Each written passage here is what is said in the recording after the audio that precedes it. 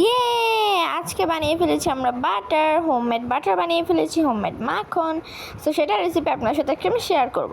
So আসসালামু আলাইকুম সবাইকে, সবাই কেমন আছেন? আশা করছি ভালো আছেন এবং আমি তো আলহামদুলিল্লাহ অনেক ভালো আছি আপনাদের সকলের দোয়ায়।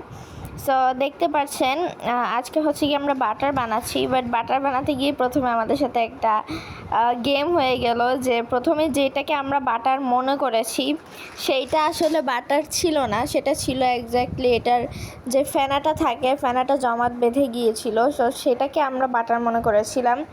পরে বাবাকে ফোন দিলাম আর বাবা বললো যে না, এটা বাটার না, এটা হচ্ছে দুধের যে ফোমটা থাকে ওইটা, আর বাটারটা কালারটা একটু ইয়েলো হতে হবে। অ্যান্ড প্রথমে আমরা খুব হাল ছেড়ে দিয়েছিলাম যে না, আমাদের দ্বারা হবে না এটা।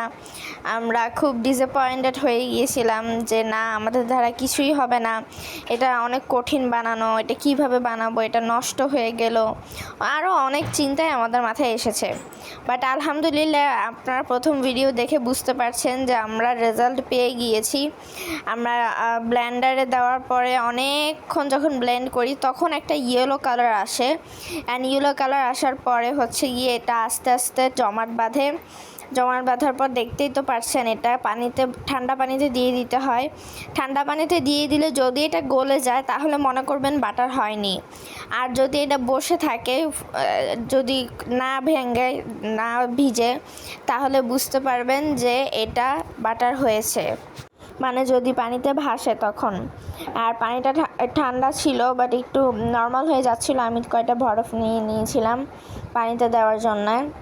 অ্যান্ড ভিডিওতে অনেক ধরনের স্ক্রিপ্ট না নেওয়ার চাইছিলাম, বাট চলে এসেছে, সরি ফর দ্যাট।